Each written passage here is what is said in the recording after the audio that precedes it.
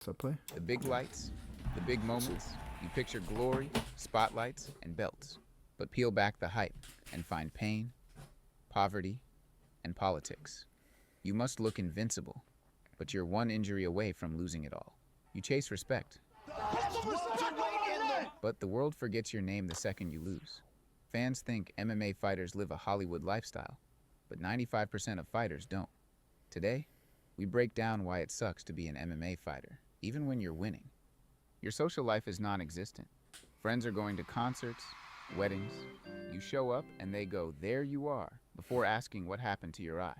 You're that guy at birthdays, wearing ice wraps and trying to Dude, I'm a person that does MMA, so I do like jiu-jitsu, MMA, like kickboxing, literally everything that has to do with MMA. I don't do like anything like karate just because I'm not trained in it, and also I have no idea what they do really for karate. But I remember coming home and there was this one day that I went in for like a shot to the people that have no wrestling know what I like try and go for like a double leg is, right? But the guy ended up like lifting his knee and he hit me right on the eye. And I remember that I was just on the ground just grabbing my face just because it hurt so much. And I really thought that this guy just like this bone right here, I thought he broke it because it was just hurting so much. A few minutes later, it starts to get swollen. This little part right here, just this whole thing was swollen. And then I remember just sitting out for the side and then just thinking, this guy just gave me like a bruise. Like a few days later, like it started being like a bump, and then he just turned my whole eye like purple. It's like one of my first time having like a purple eye. But honestly, I don't know how dangerous it can be because I'm pretty sure you can be left blind from like getting like hit like really hard. But honestly, it looks very cool if you get like a nice little purple eye, because that means that you've been like fighting. It also means that you probably got fucked up with the like, I don't know, you got punched in the face or something. But it also does look pretty damn cool. And I remember my mom didn't notice until like 3 days later, even though I was like sitting right next to her. She did not care at all. I don't think she cared. She just didn't know at all. She was just so focused like on her phone that she just never like really looked up to see like what happened to my eye. But yeah, soda, let alone beer. And people keep saying, you just need to hydrate. Bro, hydration doesn't fix a haymaker to the face. You're black and blued for shows, meetings, anything where being presentable matters. And let's not forget the emotional part. Fighting is a lonely job. You can't party because you're training the next day. Well, unless you're John Jones. I literally would, 1 week before every fight, I would go out and I would get blacked out wasted. Your friends post vacation photos while you've been living under gym lights for weeks straight. Hell, your phone battery lasts longer than your relationships. Then there's the mental game. Fear, doubt, self-loathing, an endless playlist on loop. And not everyone has a friend like Joe Rogan to tell you like it is on the biggest podcast in the world. I think people would be surprised. Really? You think so? Mm-hmm. I think you'd be surprised. I really do. I think he'd fuck you up. And I say that as a friend and a guy who loves you. Then you're in training camp.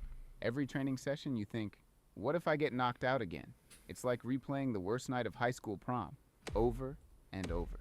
Therapy is expensive. Yo, another thing is that it really kind of sucks that even that you're an MMA fighter, you can really get like knocked out while you were training. Like there's a lot of fights that have like happened where you just like training and then you went for a big fight and then you get the news that the guy got injured or something like that because practice he broke his toe, he sprained his ankle or something like that like weeks before the fight. And the thing is that those things happen way more often than you think, but it's just part of the sport where anytime something like that can happen. Even doing it as a hobby is like one of the most dangerous. But then afterwards, like for example, anyone that done jiu-jitsu, like they know that feeling after getting your first one stripe of being a white belt, bro, you feel like you're a hitman. Next you know, that next guy that goes up to you, like you're pretty much like, yeah, you don't know this, but like, yo, I can fuck you up. Not to mention all the injuries. Sprained ankles, messed up shoulders, knee cartilage that sounds like Rice Krispies every time you stand. Messed up shoulders. What the fuck? Knee cartilage that's... Look at his leg. That thing is bent. There's no way a leg should look like that. Oh my god, that is definitely his knee, his ACL, this whole thing in his knee is gone. Oh my god, who is this fighter? Why did he not tap? Why is he still going? Sounds like Rice Krispies every time you stand. They pile up, and you ignore them until you're putting off walking downstairs. You're dependent on physiotherapy, and each injury comes with rest orders that no fighter can stand. Because resting means losing momentum, and losing momentum means losing your job. Between camps, your body's like a haunted house. You wake up stiff, groaning like you're 60. Your old friends are getting married, having babies, taking vacations. Meanwhile, your hobby is icing knees and choosing water flavor, electrolyte, or plain. Camps are 8 weeks of hell where you pay people to break you down physically and emotionally. You're basically going through the worst group project of your life, where every partner can throw head kicks. You're funding sparring partners, coaches, nutritionists, and that one dude who shows up to hold pads once a week and yell, "Breathe." By fight week, you're starving and arguing with your girlfriend because you can't taste your food, let alone deal with her emotions. Now let's talk weight cutting. Dehydration hell. You start dropping weight 2 weeks out. Water load, carb restriction. Weight cutting has to be one of the worst feelings that someone can have when they're like training for a fight. Cause bro, I don't know if you've ever felt like when you're hungry, when you haven't eaten for like a very long time, but bro, when you're at that level, you have to cut drastically, because even like being off by like 2 pounds can even cancel your fight or give you like huge fines for like being overweight, and that just sucks. But also just cutting weight in that little bit of time, like a lot of people do it, and it's like mostly water weight that they cut, so they're able to lose like 15 pounds because most of the body is water. I remember for like, I did like wrestling in high school, and one night I remember cutting like 10 pounds in one night, just straight, didn't eat, slept horrible. I was super dehydrated, but I made weight the very next day. And the worst part is that my opponent did not even fucking show up because he didn't make weight, and I just fucking lost my shit that day because I had to wait the whole day without eating for me to fight, and this guy didn't even fucking show up. I don't know where you are, but I really dislike you. I know I had to like, cut that again because I ended up just like quitting the team afterward, but doesn't matter. Sauna suits, low sodium diets. You look like a ghost. By fight week, you're guzzling water like someone handed you a fire hose. You need to make 170, but when the scale hits the target, you realize you're a dried out tortilla, ready to crack. You starve your body and fight hungrier than a toddler in Disneyland. But instead of eating cotton candy, you're eating punches. Imagine cutting 20 pounds in a week, risking your life just to hit a number on a scale. Weight cutting is legalized self-harm, and it's expected. If you can't make weight, you don't belong. And if the weight cut ruins your performance, that's your problem. Sleep is anything but restful. You're getting out-wrestled in your nightmares. You wake up soaked in sweat, heart pounding like you're late for a flight that doesn't exist. Then you pop caffeine, hit the gym, and the cycle continues. You wake up one day, and your ACL snaps, meniscus shredded. Minutes in surgery, months in rehab. Your bank account crumbles faster than my last relationship. If you want glory, prepare for 12 weeks of living like a diet-obsessed rat. During camp, you wake up at 5 a.m., even on holidays. You're doing road work like you're an 8-year-old chasing the ice cream truck. Then, 6 hours of drilling, wrestling, jiu-jitsu, and boxing combos you've memorized better than your own phone number. Your body begs for mercy while it snaps back punch after punch like an old rubber band. Your coach keeps barking, harder. Every night, you eat the same chicken, rice, broccoli combo as you dream of pizza. You fantasize about Hot Pockets like they're golden artifacts. Recovery? Ice baths. You spend half your time in freezing water, trying not to whimper like a kid whose Wi-Fi just died. Your body constantly reminds you that you broke every bone and ligament in the last 3 bouts. You get 0 sleep, and anti-inflammatories become morning coffee. Then, it's fight week. Your pancreas gets a runtime in hell called weight cut. You're up in the middle of the night, vomiting like a malfunctioning sprinkler. You could finish a 12-pack in one sitting, but losing 3 pounds in a day nearly kills you. Skin dangling off bones, you look... Yo, these pictures are some actually insane cuts. Like for you to look like this is actually like very bad for you. Like, you can see like even your like eyes or like the fat around your eyes is just like going in because you're just so dehydrated. I don't know how people can cut that much weight, like 20 to like 25 pounds, because there's some people that had to cut like 40 pounds throughout 8 weeks for you to be able to fight, and I don't know how they do it because I don't know, that's just insane. Like just imagine holding that 40-pound dumbbell and just like, oh yeah, this much weight is in your body. And I actually want to show you guys pounds of fat versus muscle.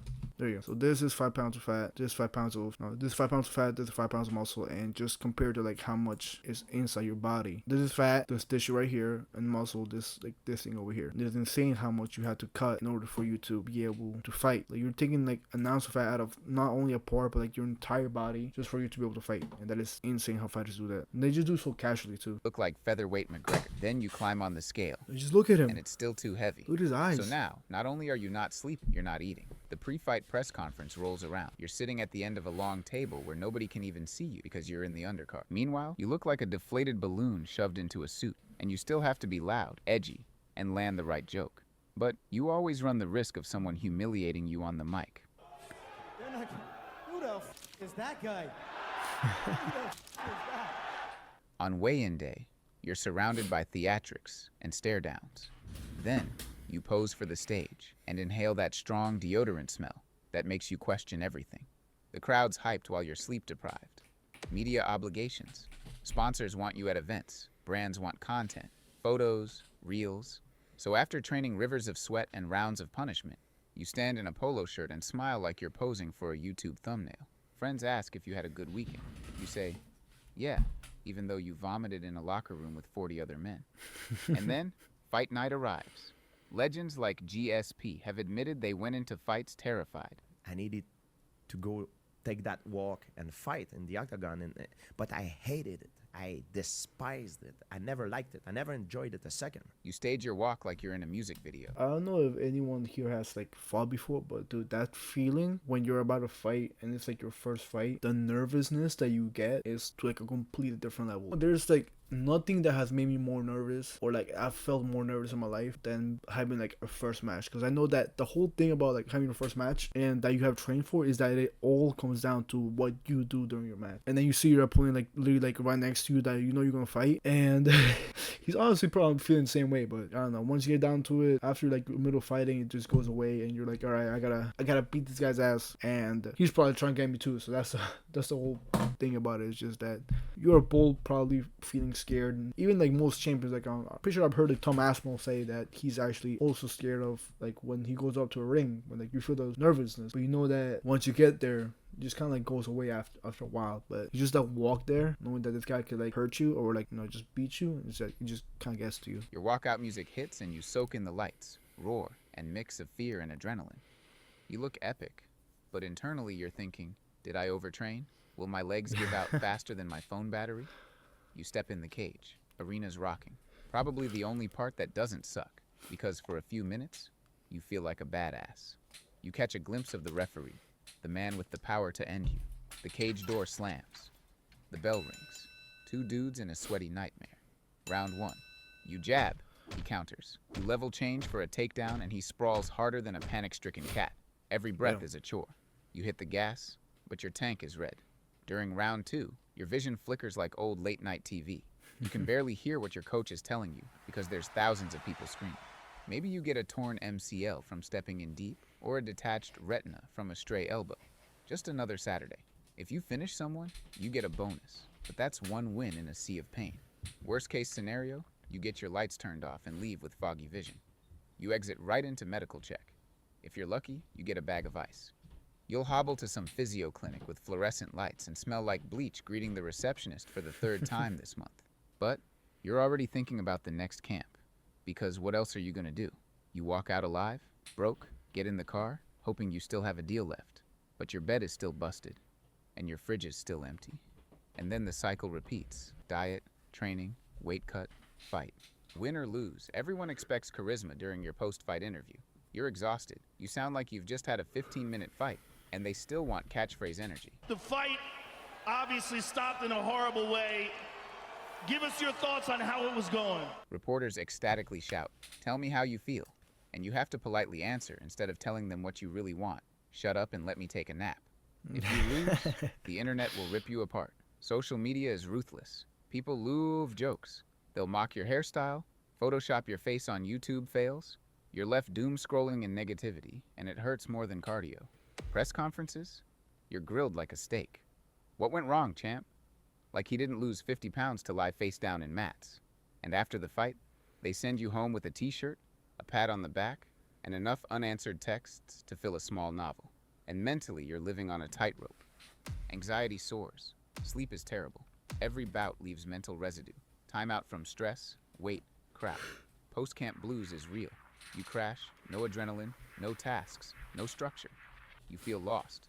In Volk's words, keep them busy. I just ask the UFC to, just keep me busy, because, I need to be keeping busy. I need to be in camp. Otherwise, People tell you to enjoy life, but 2 years of training doesn't vanish overnight. Your brain's still in fight mode. A lot of fighters are still working a side gig just to pay rent because sponsorships dried up. Your fridge sounds like tumbleweed rolling in an abandoned Western.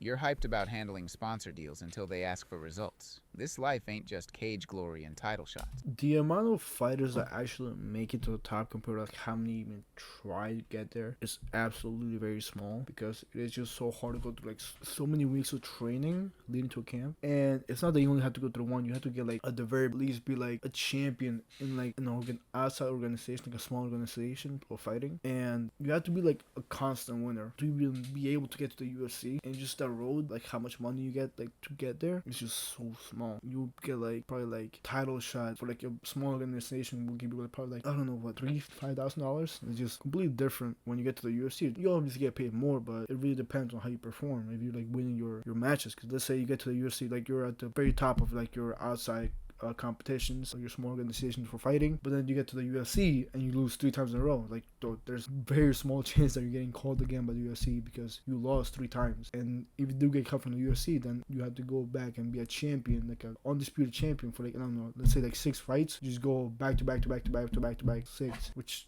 going 6 fights can take like 2-3 years for professionals. So it is insane how much people actually make it, because it also like people train for like over a decade for them to even be considered to be able to get into the UFC. Like for you to get a purple belt in like jiu-jitsu, that alone is like 4 or 5 years around there. And that's to make you can do it faster, of course. There's a lot of like details for you to be able to like rank up to purple belt. And even the black belt's like 12 years, which is insane. Some people take way longer, some people do like a shorter time, but it's just honestly just insane. Sometimes it's payday sadness and broken dreams in Venmo requests. The average UFC fighter earns $12,000 to show and $12,000 to win. That's before taxes, gym fees, and managers take their cut. And when your body breaks down, there's no pension or long-term health care, just pain pills. Fighters sign exclusive contracts. The UFC owns their likeness, rankings, and life. They can't compete elsewhere, demand better terms, or even wear their own sponsors without UFC's permission. The same organization that profits off their pain controls their career. Some people think fighters are rich because they see Conor and Izzy driving sports cars. Unless you're headlining MSG, you're probably fighting for pennies, taxes, management fees, coaches, gym rent, gear, and the massage therapist who doubles as your emotional support during camp. Some prelim fighters get paid like they're bagging groceries part-time. They'll win, thank God, their coach and Uber Eats, because they were still delivering those burgers during fight week. Sponsors sign you until you lose. Then they ghost you faster than my last Tinder date. You're scrambling again, slapping logos on shorts with no check rolling in. One day, your DMs are full. The next one, you're being ignored by the UFC matchmakers. You're famous enough for strangers to yell your name at Target, but not enough to buy a used car. Most fighters are recognized more than they're compensated, like being a local TikTok star but still living with your mom. 1 month, they'll tell you you're an inspiration. The next, they're commenting washed on your highlight reel. If you win, you get a payday that might not always cover your rent for the month. If you lose, say goodbye to training partners and sponsors. You're back to coaching kid classes, trying to explain that you're qualified, even though they watched you get your lights turned off on TV not too long ago. Oh my God. Unless you're an Irish unicorn, you're scraping by. Paid like a teacher, but training like you're serving tours overseas. MMA doesn't do 5-year contracts with guaranteed cash. You lose 2 or 3 in a row, the UFC sends you a breakup text like, "It's not us, it's you." Dude, that's actually what I was just saying. If you lose 3 fights in a row or 4 fights in a row, if you even make it to 5 fights and you lose all 5 of them, you're getting cut. Like all those years of training just to get to the big leagues and just gone. You're never training again. Like for you to get back afterwards, it's gonna take like 5 years to try to get back. And by then you'll probably be like already old as shit. So I remember I had this one guy that I knew. He went to the Dana White Contender Series, got the lights knocked out of him, and then just I don't know what happened to him, but I don't think he's getting called by the UFC, which is crazy because he was such a good fighter. Like he would fuck up many people by a long shot. Like this guy was like just unbeatable. But at that level, going against people who are also unbeatable, like you really get tested. And yeah, he got pretty much tested and put to sleep. But hey, hopefully he does better. I don't know where he is now, but hope he's still around. Imagine training your whole life, making it to the top, losing a razor-close decision. And now you're at a PFL tryout wondering if you should start a YouTube channel. No severance or pension, just CTE and a LinkedIn update. Then there's promotions. They treat you like raw comedy. 1 week you're the future, the next you're disposable. You're a pay-per-view building block, and then they repurpose you in highlight reels when the next hype train rolls in. Sometimes you get pulled because someone couldn't make weight or failed a test. and suddenly you're facing someone you didn't prepare for. The crowd's cheering, but the broadcast is letting people at home know your chances are slim to none, and you're left wondering if you're a fighter or just filler. In MMA, you can be cut for almost anything. Lose a bout? Cut. Speak out against the promotion? Cut. Ask for more money? Definitely cut. Elias Theodorou, who was winning and marketable, was dropped anyway. Why? He didn't play the game. You're not just fighting opponents. You're fighting the system. The UFC makes billions, but fighters get scraps. Unlike the NFL, NBA, or NHL, there's no unions in MMA. Dana White has called them stupid, and fighters who try to organize are blacklisted. And it's not just the UFC. Bellator, PFL 1. Every promotion does the same. The fighter is always expendable and told to be grateful. And when you get back, you're old, washed up, and the sport's moved on. You've peaked. And everybody knows it. Social media is filled with remixes of your failure. Randoms call you WA. The amount of like TikToks that I saw once recently happened where Ilya Topuria against Charles Oliveira. The amount of TikToks that I saw online as soon as like after it happened, like literally within half an hour, like half of my For You page was just straight Oliveira getting knocked out and just like a bunch of memes like being made about him, and it was just sad because he's such a good fighter that like seeing that happen was just like so sad. But also hats off to Ilya Topuria. He did his shit. He came in and followed through with it. He really knocked him out, but it's part of the game. Train for years, make sacrifices, and then you get cut. Maybe you finally make it, only to be KO'd by some Dagestani on 10 days' notice. And you still gotta smile at the post-fight presser like you're not seeing double. NFL careers are short, but MMA fighters age in dog. One bad injury, and you're done. One viral KO, and you're a meme. Most retire broke, bitter, or selling supplements on Instagram. And if you're Paige Van Zandt, you can always just rely on the platform that shall not be named to pay the bill. Even if you make it, all that's left is CTE, broken knees, and broken marriage. Being an MMA fighter sucks, but most of them wouldn't change it. Because in that tiny window, under those lights, they feel alive. Reality bites hard, but the feeling of winning your moment is worth the scar. When it goes right, it's poetry. But most days, it's garbage.